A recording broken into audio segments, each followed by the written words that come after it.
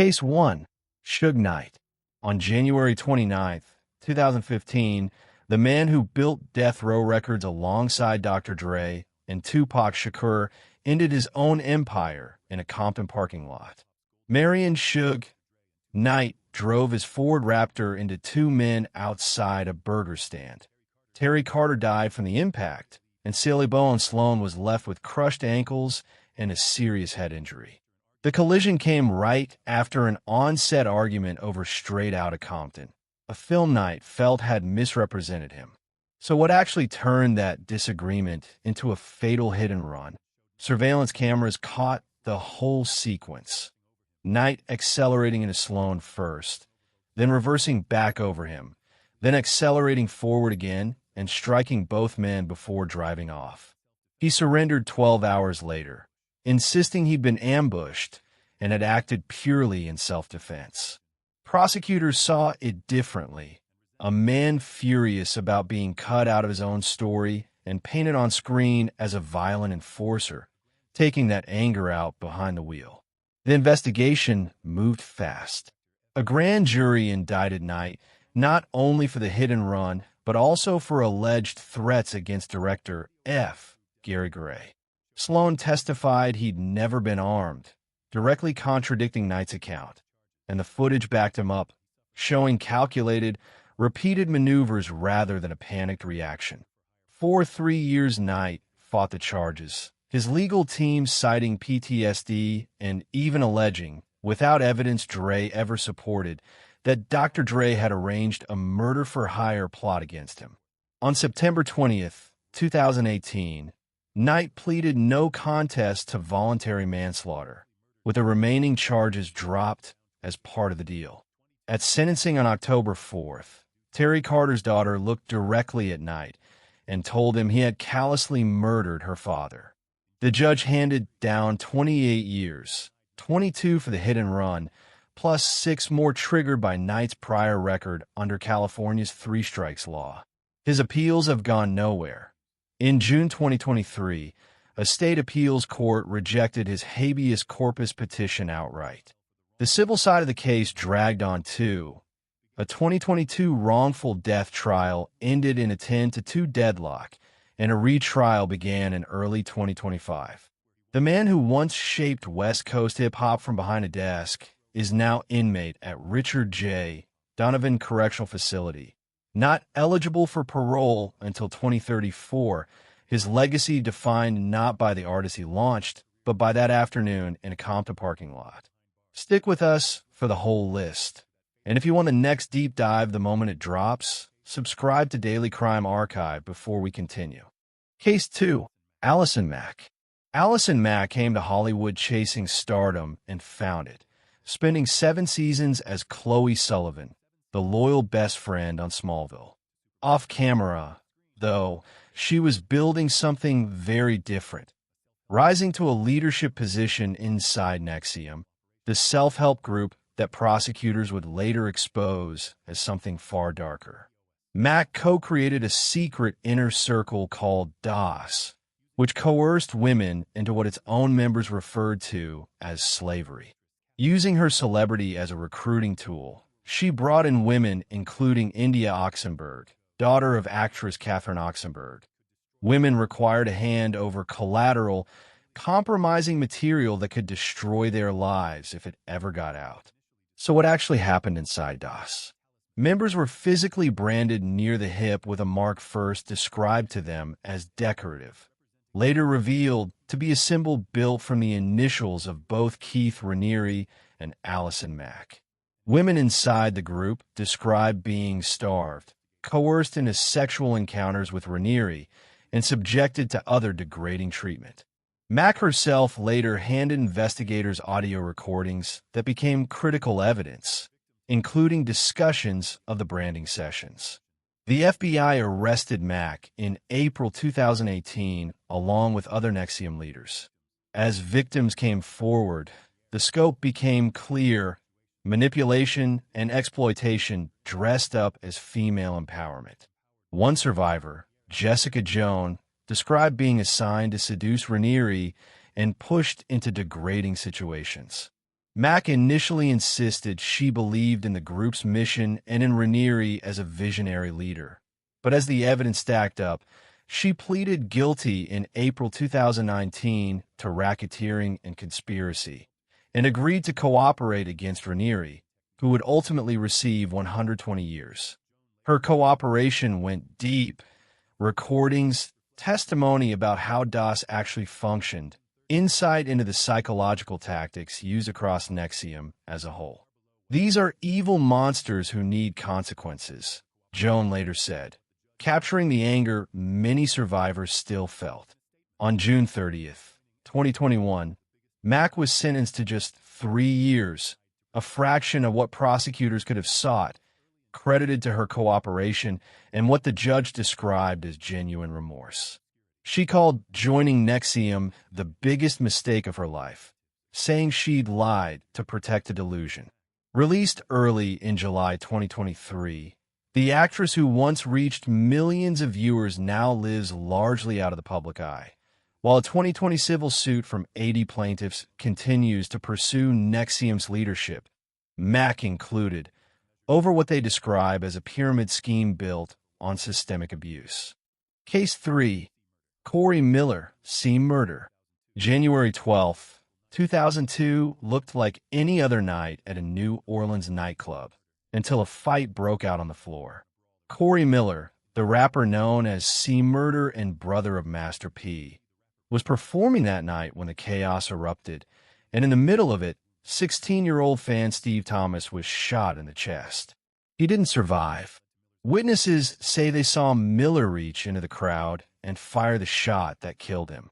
Miller was arrested January 18th, just days later, and formally indicted by the end of February. But what should have been a straightforward case would drag on for years, tangled up in recanted testimony, jury tampering allegations, and multiple full trials. His first conviction, in 2003, was overturned because prosecutors had withheld the criminal histories of several key witnesses, information the defense could have used to challenge their credibility. A second trial in 2009 ended with a deadlocked jury, but under Louisiana law at the time, a 10-2 verdict was enough to convict. On August 14, 2009, Miller was sentenced to life without parole. The case rested almost entirely on eyewitnesses, Darnell Jordan and Kenneth Jordan among them, both of whom identified Miller despite openly fearing retaliation for testifying. The court even allowed hearsay evidence about witness intimidation into the record. Prosecutors separately pursued charges against people connected to Miller for allegedly trying to influence those same witnesses. Miller has never stopped maintaining his innocence, focusing his appeals on witness credibility and that non-unanimous verdict. In 2018, both Jordan witnesses recanted, one saying outright that the original testimony had been a lie given under pressure. Celebrities including Kim Kardashian and Monica later publicly backed his cause, arguing the conviction didn't hold up.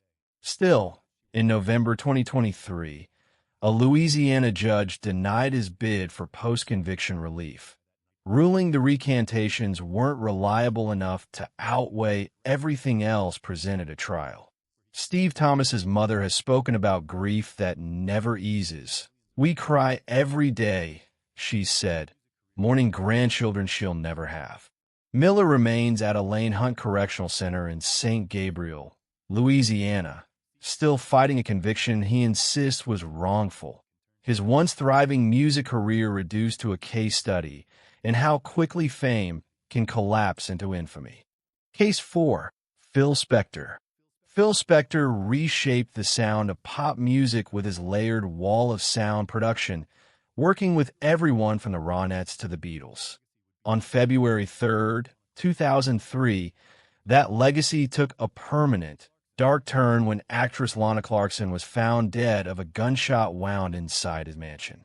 Clarkson, 40, known for films like Barbarian Queen, had been working as a hostess at a nightclub when she met Spector, who invited her back to his sprawling estate. Hours later, His driver heard a gunshot from inside the house, went in, and found Spector holding a gun. According to the driver, Spector said, "I think I killed someone."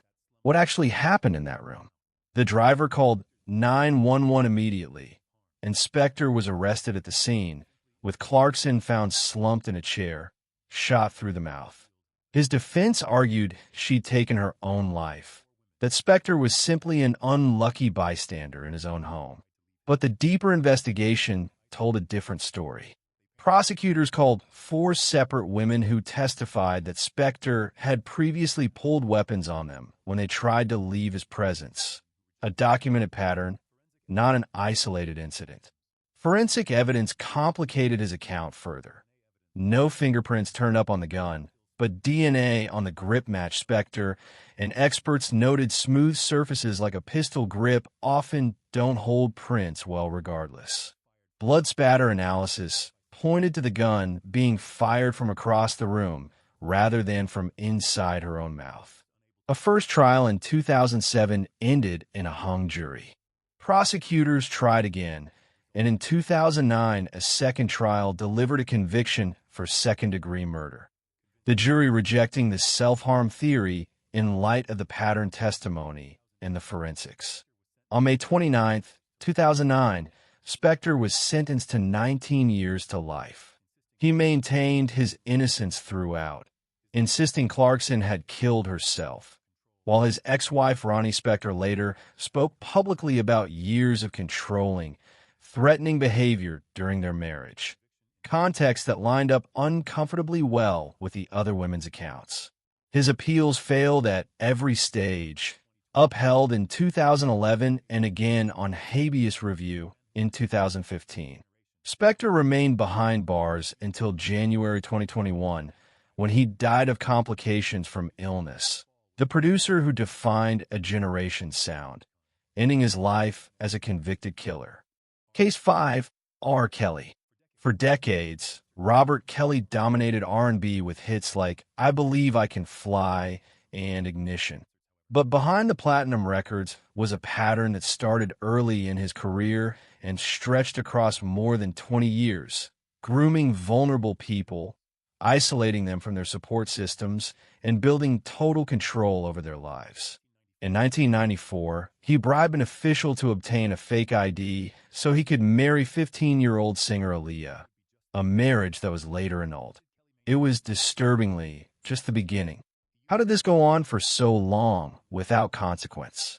Kelly used his fame directly as a tool, targeting young singers and fans, bringing them into his studios and homes, where survivors describe being controlled through intimidation. He documented many of these encounters himself, evidence that would eventually be turned against him in court. For years, rumors followed him everywhere, but prosecution proved nearly impossible. Witnesses were intimidated, evidence went missing, and his legal team consistently deflected the accusations.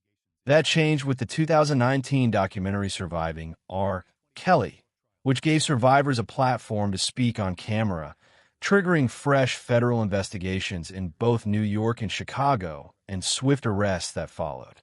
At the 2021 New York trial, prosecutors laid out years of manipulation through victim testimony, material Kelly had produced himself, medical records documenting transmitted infections, and the story of the fraudulent marriage license he used for Aaliyah.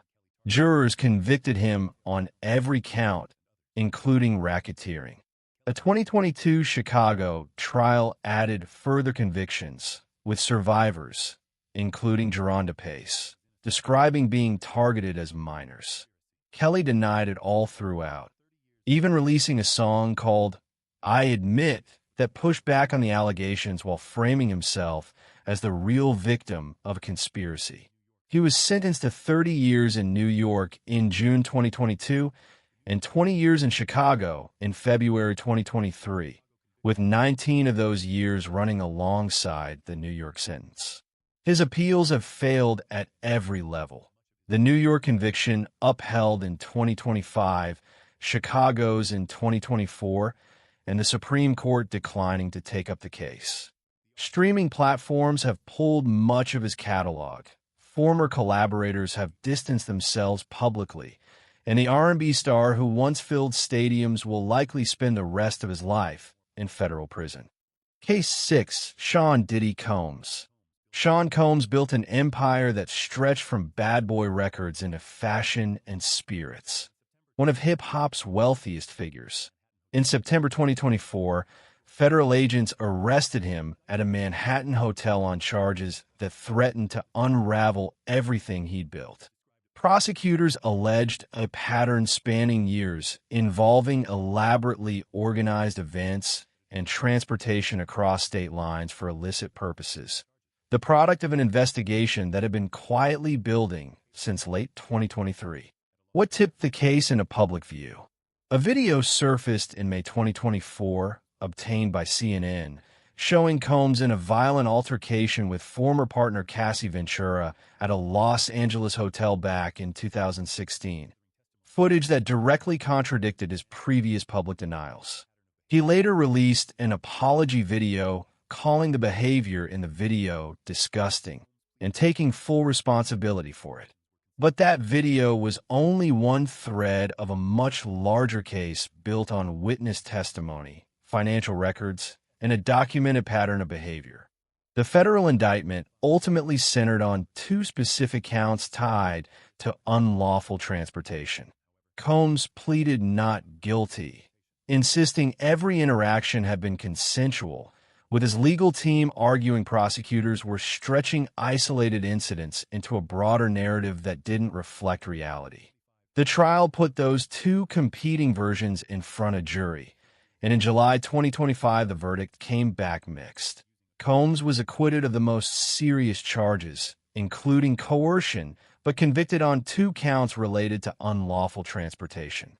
On October 3, 2025, Judge Arun Subramanian sentenced him to 50 months, roughly 4 years and 2 months, explicitly noting he was not factoring in conduct. The jury had acquitted him of, despite ongoing legal debate over whether that kind of sentencing enhancement should even be allowed. Combs's fall has been steep and public. Endorsement deals gone, business partnerships dissolved, his once untouchable reputation in ruins. Appeals are expected, particularly around that acquitted conduct question. But for now, the mogul who shaped a generation of hip-hop is beginning a federal prison sentence. Proof that wealth and influence don't guarantee immunity. Case 7. Harvey Weinstein. Harvey Weinstein sat at the top of the film industry for decades, co-founding Miramax and the Weinstein Company, producing Oscar winners like Pulp Fiction, The English Patient, and Shakespeare in Love. But behind the award ceremonies, he'd spent years using his industry power to harm women. Allegations that stretch back to the 1990s, involving actresses, assistants, journalists, many of whom described being summoned to hotel rooms under the pretense of business and instead facing unwanted advances.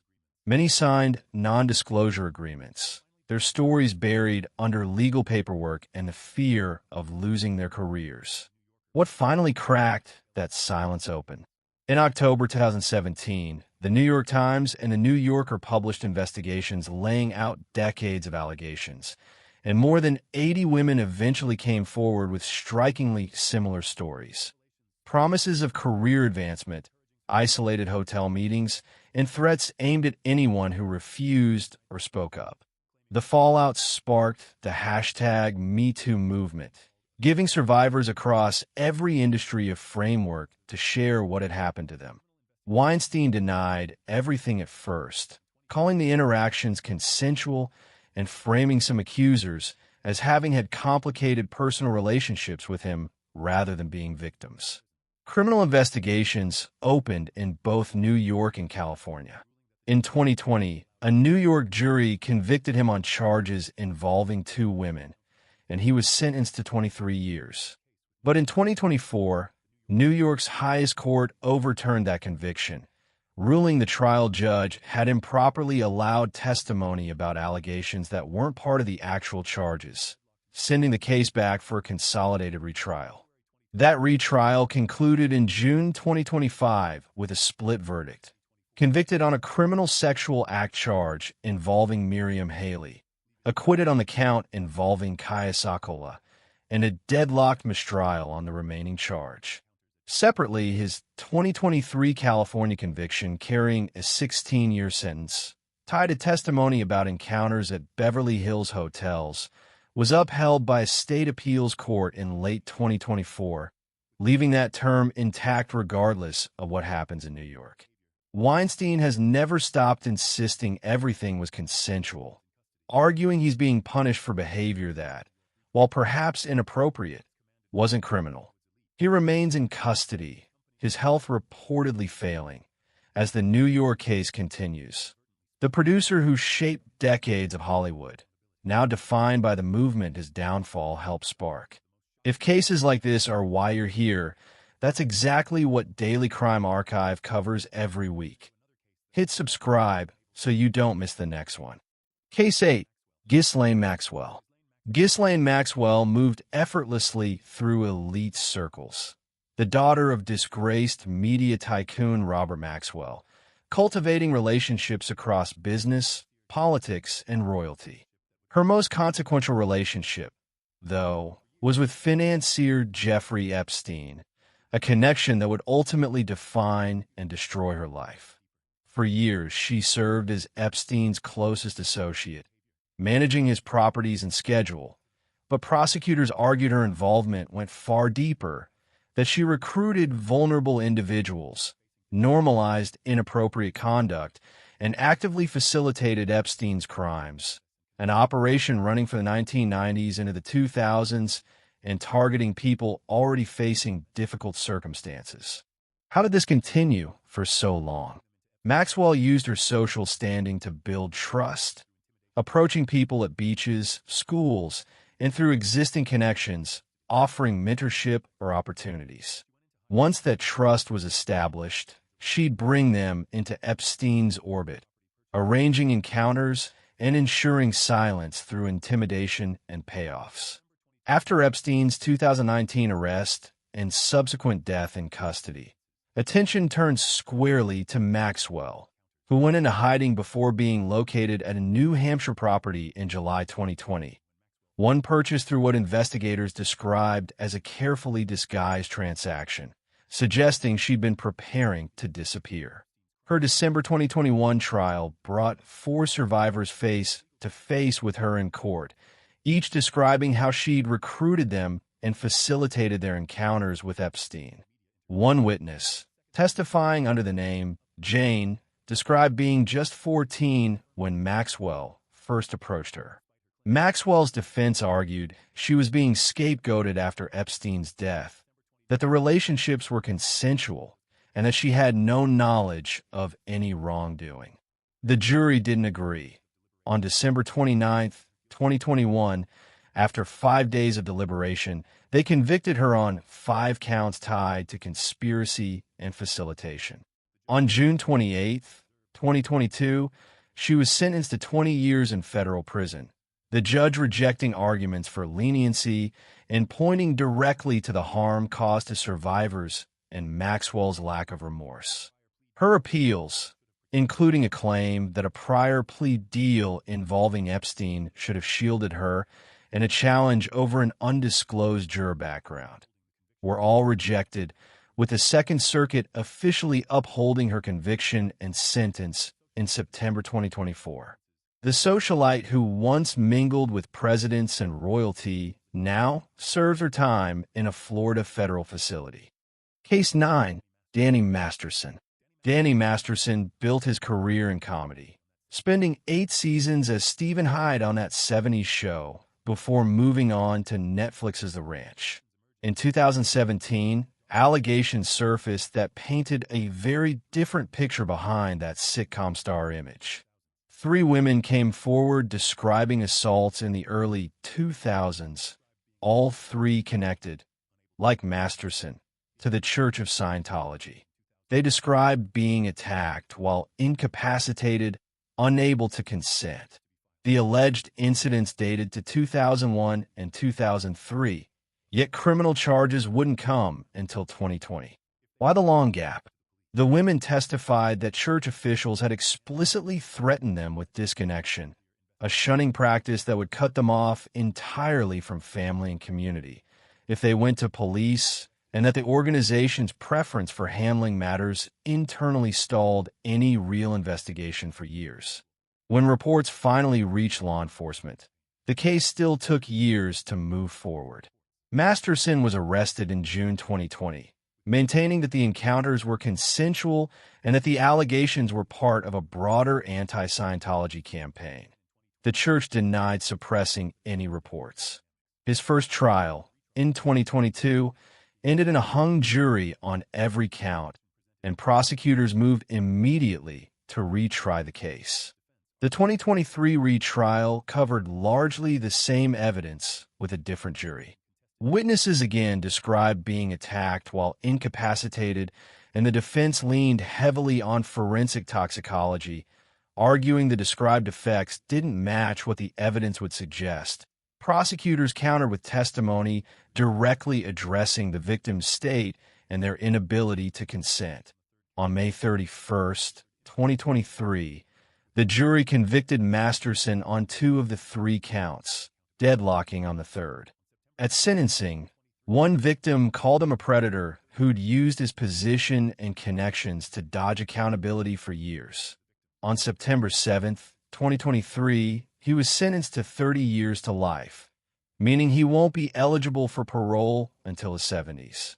In April 2025, a California appeals court upheld the conviction, ruling the trial court had acted properly in admitting evidence about the church's internal policies and the victim's fear of retaliation. Netflix fired Masterson from the ranch the moment allegations became public, and reruns of that 70s show have carried an uncomfortable asterisk ever since. The actor now serving his sentence in California's prison system. Case 10. Jared Fogle. Jared Fogle became famous for losing weight, a Subway sandwich diet success story that turned into a 15-year national ad campaign. He appeared in commercials, visited schools, and positioned himself as a health advocate for young people. Behind that image, federal investigators would eventually uncover something far darker. The case opened after the 2015 arrest of Russell Taylor, executive director of Fogle's own childhood obesity foundation, on charges of producing harmful material involving minors, material that evidence suggested Fogle had also received. What did the investigation turn up? FBI agents searched Fogle's Indiana home in July 2015, recovering text messages, travel records, and digital files documenting his activities, including evidence he had traveled specifically to engage in illegal conduct and had received harmful material from Taylor. His foundation, built to promote healthy habits in kids, had, disturbingly, provided access to potential victims, with his wholesome public persona serving as effective cover.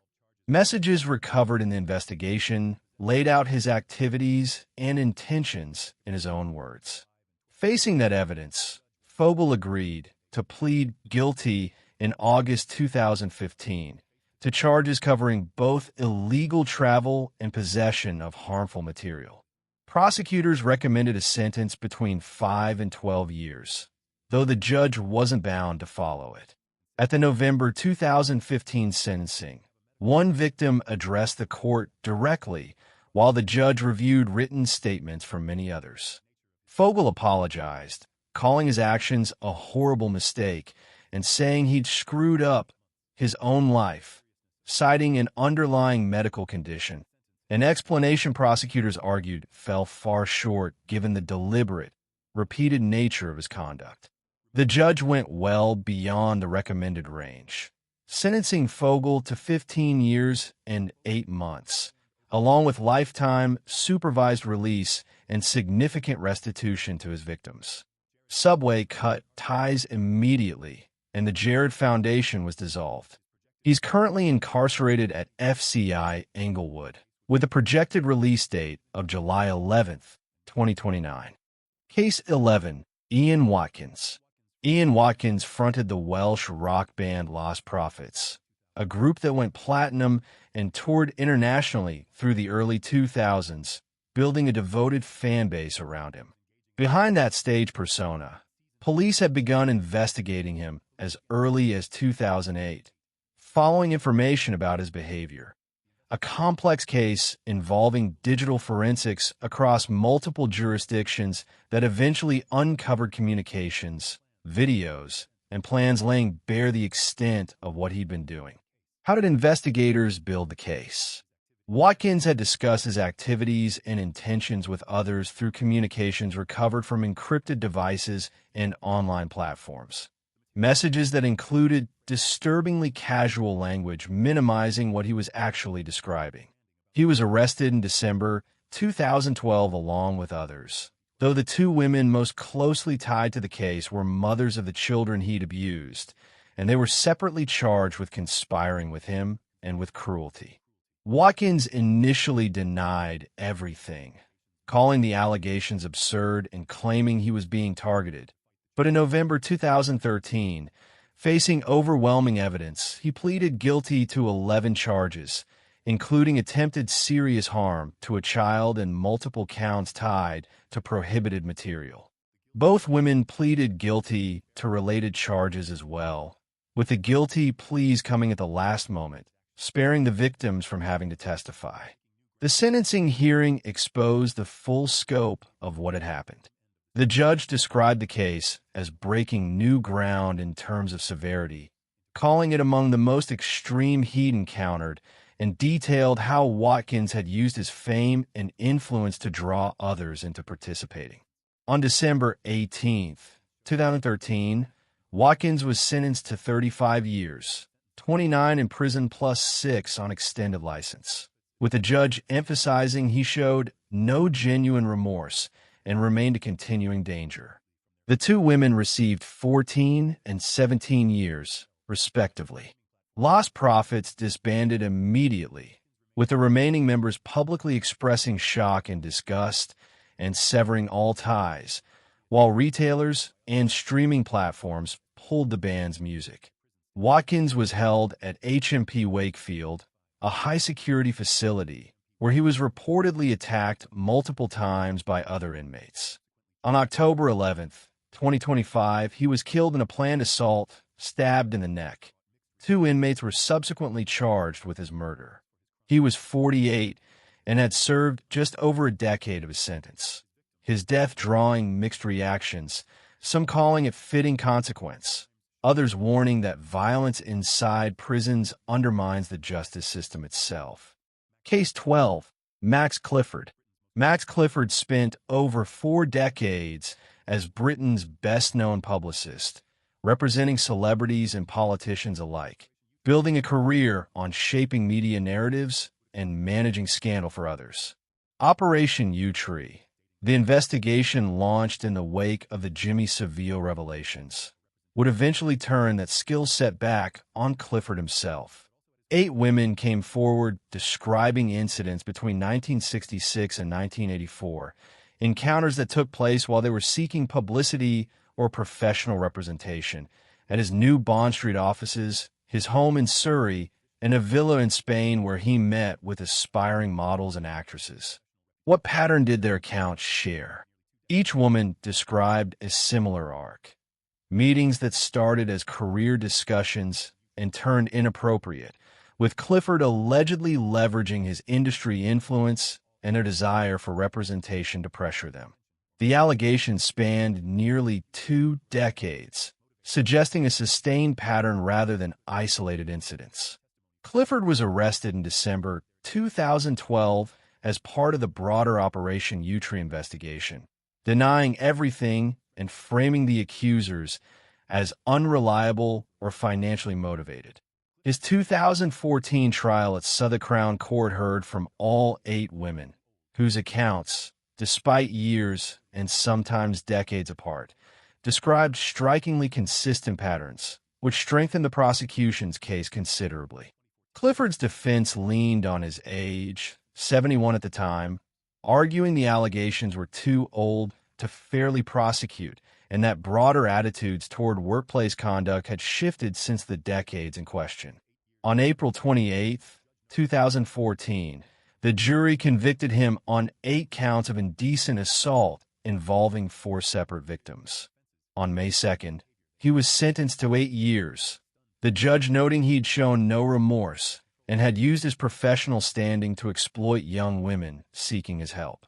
His business and reputation collapsed overnight. The man who'd spent a career controlling other people's scandals couldn't manage his own. Clifford's health declined behind bars, and he died on December 10, 2017 from congestive heart failure, having served 3 years while maintaining his innocence to the end. Case 13. Rolf Harris. Rolf Harris was a beloved entertainer across Britain and Australia for decades. Known for his artwork, novelty songs, and long-running television programs, entertaining children, painting a portrait of Queen Elizabeth II, and eventually receiving a CBE. Operation Yewtree would reveal that behind that wholesome reputation, Harris had been harming people for decades. 12 allegations surfaced covering incidents between 1968 and 1986, victims ranging from childhood to adulthood, incidents occurring at public events, television studios, and during his tours, described as inappropriate touching during autograph sessions, charity events, and broadcast appearances. How did he keep his reputation intact for so long? His celebrity and family-friendly image provided real cover. Victims described believing they wouldn't be taken seriously given his standing as a national treasure, with some too young at the time to fully understand what had happened until years later. Harris was arrested in March 2013 and formally charged that August, initially keeping a lower public profile than some other Yewtree defendants, while his legal team fought the charges aggressively, arguing he was simply a physically affectionate public figure whose innocent touches had been misread. His 2014 trial at Southwark Crown Court heard from multiple witnesses describing a consistent pattern spanning decades, built largely on testimony since forensic evidence wasn't available for cases this old. On June 30, 2014, Harris was convicted on 12 counts, the jury finding the witnesses credible despite the passage of time. The convictions covering incidents involving 4 individuals across multiple settings. On July 4th, he was sentenced to 5 years and 9 months, the judge emphasizing the breach of trust given his position working closely with young people, while factoring in his age, 84 at sentencing. His public legacy collapsed almost instantly. Stripped of his CBE, his art pulled from display, his programs pulled from broadcast. In 2017, the Court of Appeal overturned 3 of his 12 convictions, and Harris was released that year after serving 3 years. His health declined afterward, and he died on May 10, 2023 from neck cancer at 93, never publicly accepting the convictions as valid. Case 14. Oscar Pistorius. Oscar Pistorius, known as the Blade Runner, was a double amputee sprinter who competed against able-bodied athletes of the highest level. Born with a condition that required amputation of both legs below the knee before his first birthday, he became a Paralympic champion and Olympic competitor whose story inspired people around the world. On Valentine's Day 2013, that story took a permanent, tragic turn. In the early hours of February 14th, Pistorius fired 4 shots through a locked bathroom door in his Pretoria home. Behind that door was his girlfriend, 29-year-old model and law graduate Reva Steenkamp. 3 bullets struck her as she died at the scene. His explanation: he believed an intruder had broken in and was hiding behind that door, a fear his defense argued was reasonable given South Africa's crime rates. Pistorius testified he fired believing he was protecting himself and Steenkamp from a home invasion, insisting he had no idea she was the one behind the door until afterward. Prosecutors told a different story, that the couple had argued, that Steenkamp had fled into the bathroom, and that Pistorius fired through the door in anger rather than fear. Neighbors reported hearing screaming before the shots, though whose voice it was became a matter of dispute at trial. Forensic evidence played a central role. Bullet trajectories through the door, the specific positions where Steenkamp was struck, and expert testimony over the angle of fire, while text messages between the couple showed some tension without clearly pointing to violence. His initial 2014 trial ended in a conviction for culpable homicide rather than murder, essentially reckless killing without intent, and a sentence of 5 years, which prosecutors immediately appealed, arguing the trial judge had misapplied the legal standard for intent. In December 2015, South Africa's Supreme Court of Appeal agreed, upgrading the conviction to murder on the reasoning that Pistorius must have understood firing through that door could kill whoever was on the other side, rejecting his claim of lawful self-defense. At resentencing in July 2016, the court increased his term to the legal minimum of 15 years for murder, reduced by time already served to a remaining 13 years and 5 months. Throughout, the Steenkamp family maintained Pistorius knew exactly who was behind that door, participating in South Africa's restorative justice process without describing it as bringing real closure. Oscar Pistorius was released on parole on January 5, 2024, having served more than half his sentence, under parole conditions that include community service and restrictions on his movements. 14 names. 14 very different falls, from a parking lot in Compton to a locked bathroom door in Pretoria. What connects every one of them is the same thing: fame and power that, for a long time, looked like protection until the evidence finally caught up. If one of these stories stuck with you, let us know which in the comments, and subscribe to Daily Crime Archive so you don't miss the next deep dive.